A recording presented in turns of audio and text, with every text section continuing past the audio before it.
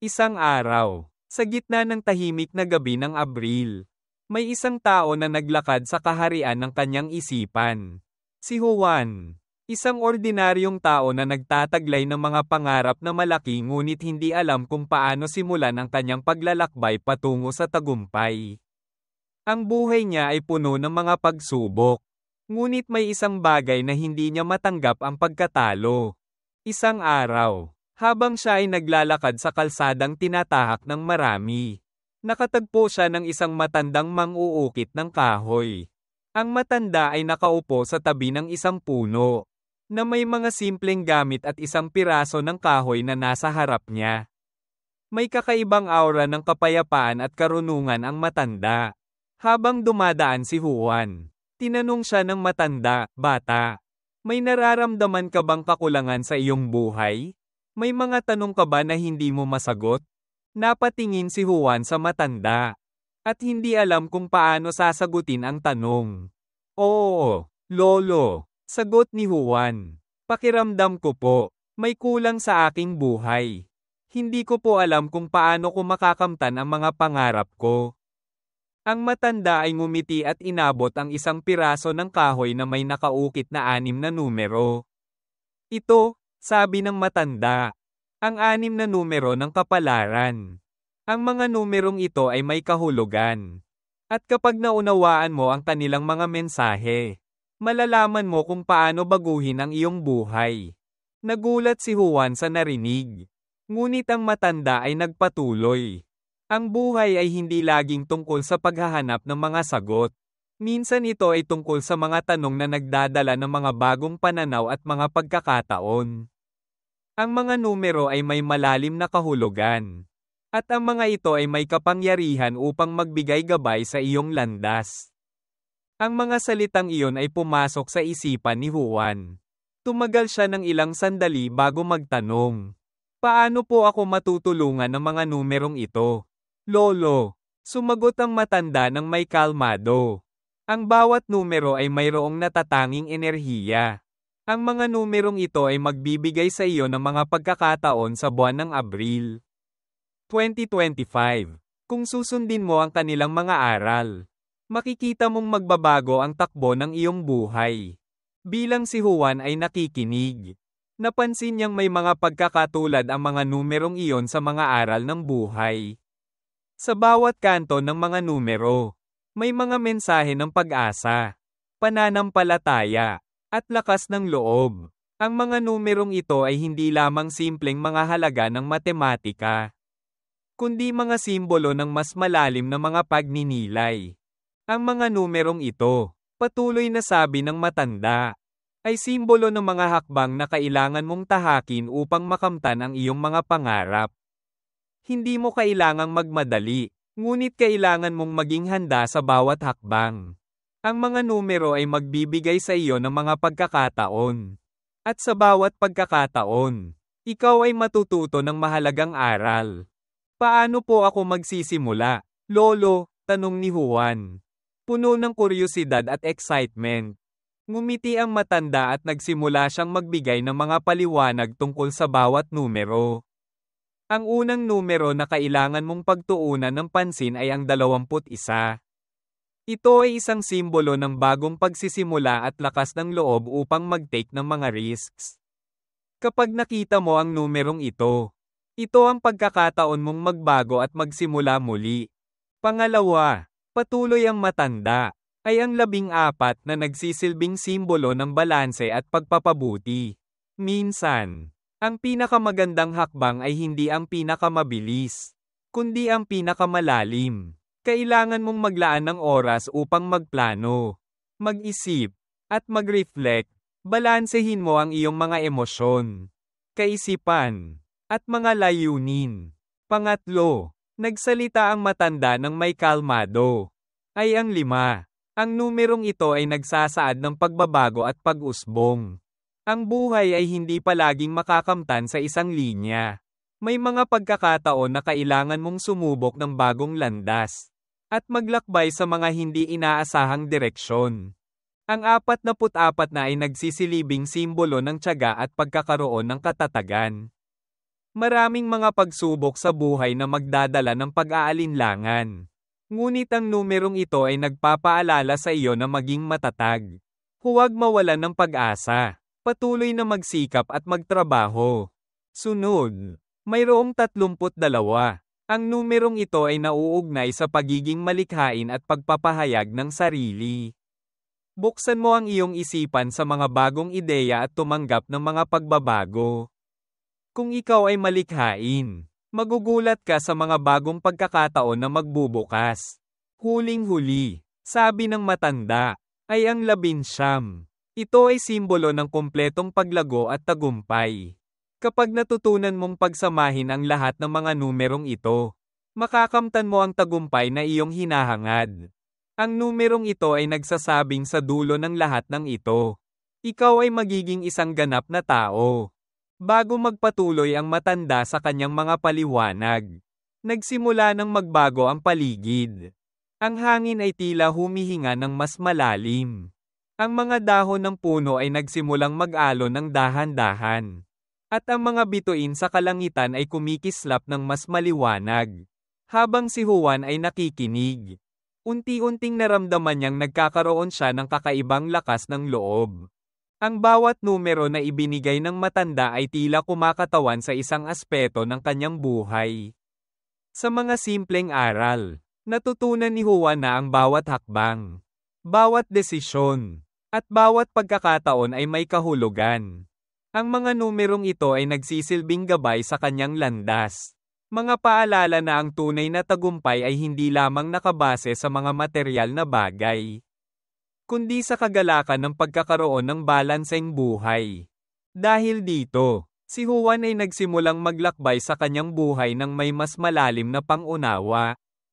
Ang mga numero ay hindi lamang mga simbolo ng kapalaran, kundi mga aral na magagamit sa bawat aspeto ng kanyang buhay. Sa buwan ng Abril, 2025, nagsimula na si Juan maglakbay gamit ang mga numerong iyon bilang gabay. Hindi niya napinansin ang mga hadlang. Bagkus ay tinanggap ang bawat pagkakataon na dumating. At natutunan niyang magtiwala sa mga hakbang na pinili niya. Ngayon, mas malalim na ang pagkaunawa ni Juan sa mga numerong iyon. Nalaman niyang ang bawat numero ay isang hakbang patungo sa mas mataas na layunin. At hindi lamang ang pagkapanalo sa laro ng buhay, kundi ang tunay na pag-unawa sa kung paano mamuhay ng may kabuluhan at kapayapaan sa kabila ng lahat ng pagsubok. Sa mga numerong ito, natutunan ni Juan na sa bawat hakbang na tinatahak, hindi laging madali, ngunit sa bawat pagsubok ay may matutunan. Ang mahalaga ay hindi ang pag-abot ng tagumpay sa pinakamabilis na paraan, kundi ang pagiging bukas sa mga oportunidad at pagtanggap ng mga aral sa bawat hakbang ng buhay. Tuloy tayo sa karugtong ng kwento ni Juan. Kung paano siya nagsimula maglakbay gamit ang mga aral ng matanda at ang mga numerong nagbigay gabay sa kanya. Habang si Juan ay naglalakad sa daan ng kanyang bagong buhay, dala niya ang mga numerong naging simbolo ng mga hakbang na kailangang tahakin upang makamtan ang tagumpay. Hindi naging madali para kay Juan na magtiwala sa mga numerong ito. Ngunit habang siya ay naglalakbay, natutunan niyang ang bawat numerong ipinagkaloob sa kanya ng matanda ay may sariling kahulugan at aral. Sa unang pagkakataon, nakatagpo siya ng numero 21 sa isang lumang plaka ng bahay sa gilid ng kalsada. Ito ay isang simpleng plaka, ngunit para kay Juan, ito ay parang isang senyales mula sa langit na ito ang tamang oras upang magsimula muli. Ang numerong ito ay nagsilbing paalala na walang huli sa pagsisimula. At ang bawat araw ay isang bagong pagkakataon upang baguhin ang ating buhay. Hindi siya pwedeng magpatalo sa mga nakaraan niyang pagkatalo o pagkakamali. Kailangan niyang bumangon at magsimula muli. Nagdesisyon siyang mag-aral muli. Alam niyang wala siyang sapat na edukasyon upang makuha ang mga pangarap niya. Ngunit hindi siya tinatamad. Ipinagpatuloy niya ang kanyang pag-aaral. Nagsimula siyang magbasa ng mga libro tungkol sa mga konsepto ng negosyo at pamumuhunan. Ang unang hakbang ng kanyang pagbabago ay ang pagbuo ng disiplina sa sarili. Natutunan niyang ipaglaban ang kanyang mga pangarap at hindi tumigil sa kabila ng lahat ng pagsubok na dumarating sa kanyang buhay. Pagkalipas ng ilang linggo, nagpatuloy si Juan sa pagtuklas ng mga numerong magbibigay gabay sa kanyang landas. Sa isang pagkakataon, habang siya ay naglalakad sa isang parke, nakakita siya ng isang malaki at magandang tanawin ng kabundukan. Sa gitna ng tanawin, may isang pangitain na nagpakita sa kanya ng numero 14. Ang numero ay tila sumasabi sa kanya na kailangan niyang balansehin ang kanyang buhay. Balanse. Sa isip ni Juan, paano ko kaya balansehin ang lahat ng aspeto ng buhay ko? Naisip niya ang kanyang mga layunin. Hindi lang siya nakatuon sa trabaho o negosyo. Kailangan din niyang bigyan ng pansin ang kanyang pamilya, ang kanyang kalusugan, at ang kanyang kaligayahan. Naisip niyang napakaganda ng buhay kapag may balanseng aspeto. Kailangan niyang magsimula ng paglalaan ng oras para sa mga bagay na mahalaga sa kanya. Ang pamilya ay hindi dapat isantabi para sa trabaho. Tinutukan niya ang pagkakaroon ng maayos na oras sa bawat aspeto ng kanyang buhay. Bawat araw ay may oras para sa negosyo. May oras para sa mga mahal sa buhay. At may oras din para sa kanyang sarili. Habang tinutuklasan niya ang balanse sa kanyang buhay, natutunan niyang hindi laging trabaho ang dapat pairalin. Ang pag-aalaga sa sarili, tulad ng pag-eehersisyo, pagpapahinga, at pagiging maligaya ay mahalaga rin. Isang araw, nakatanggap siya ng isang tawag mula sa isang business mentor na nais siyang turuan kung paano magsimula ng maliit na negosyo. Si Juan ay nag-atubili sa simula. Ngunit naalala niya ang numerong 5, ang numero ng pagbabago at pag-usbong. Kaya't hindi na siya nagdalawang isip at tinanggap ang alok na ito. Inisip niyang kung hindi siya magbabago at magtangkang sumubok ng bagong landas, mananatili siya sa parehong estado ng buhay. Nagpunta siya sa isang workshop kung saan itinuro ng mentor ang mga batayang konsepto ng negosyo, marketing, at pag-manage ng pera. Dito ay natutunan ni Juan ang mga pangunahing aral na kailangan niyang malaman upang makapagsimula ng sarili niyang negosyo. Ang unang hakbang ay ang pagpaplano ng tamang produkto, pagtukoy sa target na market, at paggawa ng mga estratehiya upang mapalago ang negosyo. Lahat ng ito ay nagbigay daan sa kanya upang magsimula ng maliit na negosyo na may malalim na pag-unawa sa bawat aspeto ng pamamahala. Ngunit hindi rin naging madali ang lahat para kay Juan.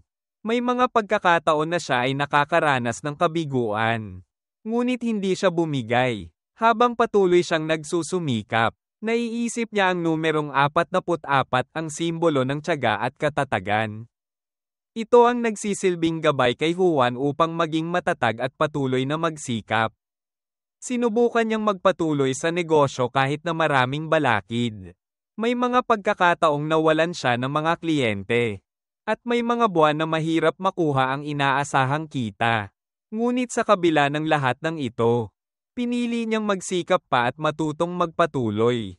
Dahil sa kanyang tiyaga, nagsimula siyang makita ang mga positibong pagbabago. Dumating ang mga bagong oportunidad.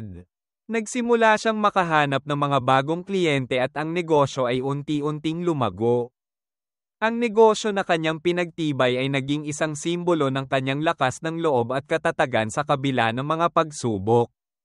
Sa mga taon na dumaan, si Juan ay naging matagumpay na negosyante.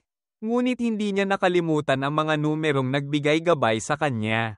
Habang siya ay nagsusuri sa mga natutunan niya, naalala niya ang numerong 32, ang simbolo ng pagiging malikhain. Dito niya naisip na kahit siya ay nagtagumpay sa negosyo, may mga pagkakataon na kailangan niyang maging mas malikhain at maghanap ng mga bagong ideya. Nagsimula siyang mag-eksperimento sa mga bagong produkto at serbisyo. Nang magsimula siyang magdagdag ng mga online platform at digital marketing sa kanyang negosyo, nakita niyang tumaas ang demand para sa kanyang mga produkto. Ang mga bagong ideya ay nagbigay daan sa kanya upang mas mapaunlad pa ang kanyang negosyo.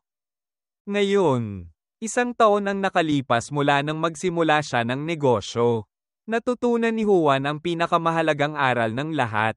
Ang numerong 19 na ay nagsisilbing simbolo ng kumpletong paglago at tagumpay. Ang lahat ng mga numerong ito ay nagsilbing gabay sa kanya upang makamtan ang tagumpay na hindi lang materyal kundi pati na rin ang kagalakan ng isang mas balanseng buhay. Ang numero 19 na ay nagpapaalala kay Juan na ang buhay ay hindi lamang tungkol sa mga materyal na bagay, kundi tungkol sa pagkakaroon ng pagmamahal sa sarili at sa mga taong mahalaga sa atin. Nang matutunan niyang magbigay ng oras at atensyon sa kanyang pamilya, natutunan din niyang magbigay galak sa kanyang sarili at sa iba. Nalaman niyang ang tunay na tagumpay ay hindi masusukat sa dami ng pera o materyal na bagay na natamo, kundi sa kakayahang magbigay halaga sa bawat aspeto ng buhay, lalo na sa mga mahalaga sa puso. Sa huli, natutunan ni Juan na ang tunay na kayamanan ay hindi matatagpuan sa mga bagay na makikita sa mundo, kundi sa mga relasyon, aral, at mga pagkakataong magbibigay ng kasiyahan at tunay na kabutihan sa kanyang buhay. Ang mga numerong ibinigay sa kanya ng matanda ay nagsilbing gabay na nagdala sa kanya sa isang landas ng pagbabago, pag-unlad, at tunay na tagumpay. Ngayon, si Juan ay hindi lamang isang matagumpay na negosyante, kundi isang taong mas maligaya at kontento sa bawat aspeto ng kanyang buhay. Ang kanyang mga pangarap ay naging katotohanan. Ngunit hindi na siya nagmamadali. Alam niyang sa bawat hakbang, may mga numerong naghihintay na magbigay ng mga aral. At sa bawat araw na lumilipas, natututo siyang magpatuloy, magbago, at magtagumpay ng may malasakit sa sarili at sa iba. Sa huling bahagi ng kanyang kwento, napagtanto ni Juan na ang mga numerong ibinigay sa kanya ay hindi lamang mga simbolo ng kapalaran, kundi mga paalala na sa buhay, hindi laging makakamtan ang tagumpay agad-agad. Ang mahalaga ay ang patuloy na paglalakbay, pagtanggap sa bawat hakbang, at pagpapahalaga sa mga pagkakataon. Conclusion. Ang kwento ni Juan ay isang matinding pagninilay-nilay sa kung paano ang bawat hakbang sa buhay ay nagdadala ng mga aral at pagkakataon na magbukas ng mas magagandang pinto. Habang binabaybay ni Juan ang kanyang landas, hindi niya nakalimutan ang mga numerong ibinigay sa kanya ng matanda, na nagsilbing gabay at inspirasyon upang maabot ang kanyang mga pangarap. Sa bawat numero, may isang natatagong kahulugan, at sa bawat hakbang, natutunan niyang tanggapin ang hamon ng buhay at magsimula muli kahit paman may mga pagkatalo at kabiguan. Ang kwento ni Juan ay hindi lamang tungkol sa tagumpay sa negosyo, kundi isang malalim na pagsasalamin sa kahalagahan ng balanseng buhay. Ang tunay na tagumpay ay hindi matutukoy lamang sa materyal na bagay o sa perang kinikita, kundi sa pagkakaroon ng isang masayang pamilya, malusog na katawan, at higit sa lahat, ang pagkakaroon ng kaligayahan sa sarili. Sa kanyang buhay, natutunan niyang ang pinakamahalagang hakbang ay ang pagtanggap sa mga aral na ibinibigay sa atin ng bawat karanasan. Hindi hadlang ang pagkatalo, bagkus, ito ay isang pagkakataon upang magbago at magpatuloy sa mas magandang direksyon. Sa bawat numero na naging gabay kay Juan, nahanap niya ang mga hakbang patungo sa mas magaan at mas matagumpay na buhay. Ang numerong 21 ay nagsilbing paalala na walang huli sa pagsisimula. Ang numerong 14 na ay nagbigay diin sa balanse sa lahat ng aspeto ng buhay. Habang ang numerong 5 ay nagsimbolo ng pagbabago at pag-usbong. Ang numerong 44 na ay nagbigay lakas kay Juan upang manatiling matatag sa kabila ng mga pagsubok. At ang numerong 32 ay nagbukas sa kanya ng mas malikhain at makabago niyang pananaw sa negosyo. Sa huli, natutunan niyang ang numerong 19 na ay nagsilbing simbolo ng tunay na tagumpay. Isang tagumpay na hindi nasusukat sa pera o materyal na bagay, kundi sa kahalagahan ng relasyon, pagmamahal sa sarili, at pagkakaroon ng mas balanseng buhay. Ngayon, Si Juan ay isang patunay ng katotohanan na ang bawat hakbang na ating tinatahak ay may kahulugan at may layunin. Hindi tayo maglalakbay ng mag-isa. Sa bawat aral, sa bawat tagumpay, at sa bawat pagkatalo, mayroon tayong mga numerong nagsisilbing gabay. Kung natutunan ni Juan na mahalin ang bawat hakbang na kanyang tinatahak, malamang ay ikaw din. Ang kwento niya ay isang paalala sa atin na sa buhay, mahalaga ang pagkakaroon ng pananampalataya sa sarili at sa mga pagkakataong dumarating sa ating buhay. Ang landas na tinahak ni Juan ay puno ng pagsubok. Ngunit sa kabila ng lahat ng ito, nagtagumpay siya dahil sa kanyang pananampalataya, tiyaga, at ang matibay na gabay na nagmula sa mga numerong iyon. Ang kanyang kwento ay nagsisilbing inspirasyon sa atin upang magsimula, magpatuloy, at magtagumpay. Kung titingnan natin ang ating buhay sa mas malalim na pananaw, madalas ay makikita natin na ang bawat hamon ay may dahilan. At sa bawat pagsubok ay may pagkakataon na magtagumpay at magbago. Kaya naman, sa pagtatapos ng kwentong ito, nais kong magbigay ng isang hamon sa bawat isa sa atin. Tulad ng ginawa ni Juan, kailangan nating magsimula ng mga hakbang na magdadala sa atin sa mas magaan at matagumpay na buhay. Ang mga numerong nagsilbing gabay kay Juan ay hindi lamang para sa kanya, sila ay para din sa atin. Sa ating mga pangarap at layunin, kailangan nating magsimula, magtulungan, at magtiwala na ang bawat hakbang na ating tatahakin ay may kabuluhan. Kung ikaw ay nagnanais ng kapayapaan at tagumpay sa iyong buhay, imbitado kitang sumama sa ating paglalakbay. Dito sa The Road to Tranquility, tutulungan kita na maghanap ng gabay at inspirasyon upang makamit mo ang iyong mga pangarap. Dito, matututo tayong tanggapin ang bawat hakbang na tinatahak natin at pahalagahan ang bawat pagkakataon. Huwag mag-atubiling sumali sa ating komunidad. Dahil sama-sama tayong magtatagumpay at magiging masaya sa ating mga buhay. Sa The Road to Tranquility, ating itutok ang ating mga mata at isipan sa mas magaan at mas mapayapang landas. Sa bawat hakbang, matututo tayo ng mga aral na magdadala sa atin sa isang mas matagumpay at mas kontento na buhay. Ang buhay ay puno ng mga numerong nagsisilbing gabay. Ang tanong na lang ay kung paano natin ito tatanggapin at paano natin ito gagamitin upang magtagumpay. Tulad ni Juan, ikaw din ay may kakayahang magsimula at magtagumpay. Huwag kalimutan na ang tagumpay ay hindi nasusukat sa mga bagay na makikita sa mata, kundi sa mga aral na natutunan, sa mga hakbang na tinahak, at sa bawat pagkakataon na magbago at magsimula muli. Kaya't sumama ka sa amin sa The Road to Tranquility at magsimula tayo ng bagong paglalakbay patungo sa mas magaan at mas matagumpay na buhay. Huwag kalimutan, sa bawat hakbang ay may numerong nagsisilbing gabay. Sa bawat paglalakbay ay may mga aral na matutunan.